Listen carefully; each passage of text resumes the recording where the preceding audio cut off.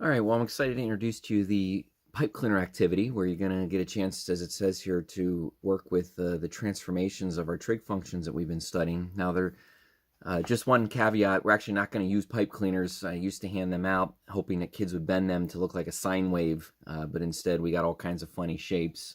It was lots of fun, but it really didn't work for helping to practice, again, our trig functions. So instead we're going to use Nearpod. And you might want to open up Nearpod right now, the other link that you'll see there in Google Classroom, and you should be able to find a graphing coordinate plane where the x-axis looks like it is in degrees and the y-axis is values. So pause the video, open up Nearpod. We're going to do this first class problem together.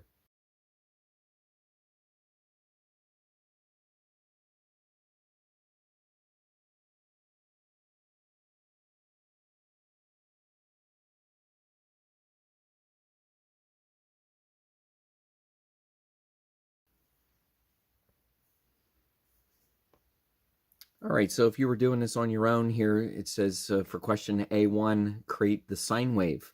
And again, this is good practice. You want to be doing this without a calculator.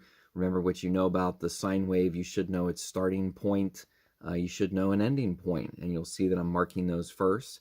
We also have kind of the point in the middle, and then we start to move to a maximum and a minimum. So this is supposed to be an activity that gets you to practice knowing the important points of the sine wave, and of course we can graph it. Look, there's usually some questions to answer. If I graphed it correctly, I should be able to say that there's a maximum at 90, 1, and there's a minimum at 270, -1. And so you can kind of match that or check that with, of course, the graph that you drew. Now, moving on to question B2, or excuse me, just question B, it says, what's the transformation for sine of x plus 2? And of course, you would say that it has shifted up 2. And what I really want you to do is take the graph that you already made and just move every point up 2 units.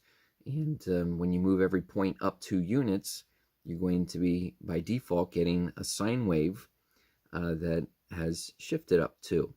Now, we also would know that the midline has shifted up 2, and so you could also think about the original midline, which is the x-axis, and you could shift that up 2. But every one of these blue points is the original red points, just all shifted 2 units high. And so we have a nice graph of one period of the sine wave. Question C1. And by the way, when you guys do these problems on your own, you're going to want to write down what problem you're doing. I kind of combined a couple problems here. I combined question A1 and also question B. So I'm going to write that like in the corner of the Nearpod screen. But I'm going to choose to get a new screen for question C.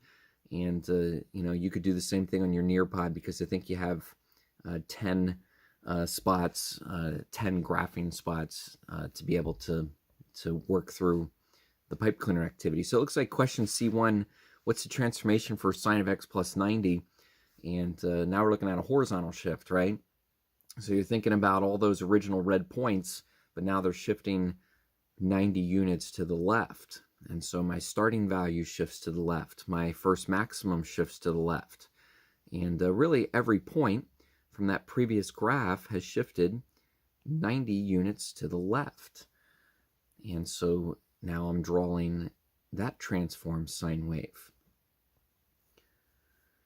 And if I know, if I knew the transformation was 90 to the left, I also can identify this maximum minimum. There's usually some questions that go with each of those, with each graph, just to kind of test, make sure you're thinking the right way. So I can confidently write 0, 1. I can also write for my minimum, it looks like it's at 180, -1.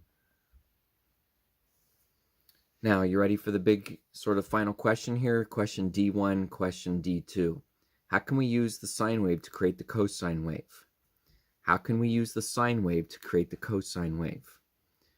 Well, take a close look at the graph that we have here, because it is the cosine wave. In fact, the graph that is drawn here is exactly the same as the cosine wave, um, knowing that the cosine wave starts at 0, 1, knowing that in the middle it's going to be down here at 180, -1.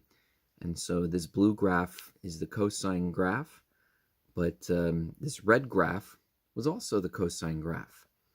And so have you begun to notice that, of course, sine and cosine really are the same graph, just that one of them is shifted.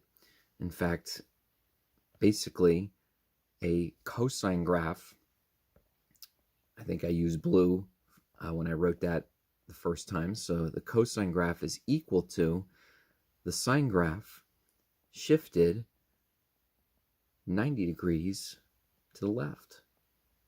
In fact, that's actually always been true, that a cosine graph is just a shifted sine wave. Now, you've got numerous graphs here that you can practice. Make sure you read my directions carefully so you know how many I'm going to require you to do through the Nearpod. And again, use the graphing calculator when prompted to check your work, but try to draw these graphs without the graphing calculator initially so you can start to really solidify your knowledge of the trig graphs and their transformations.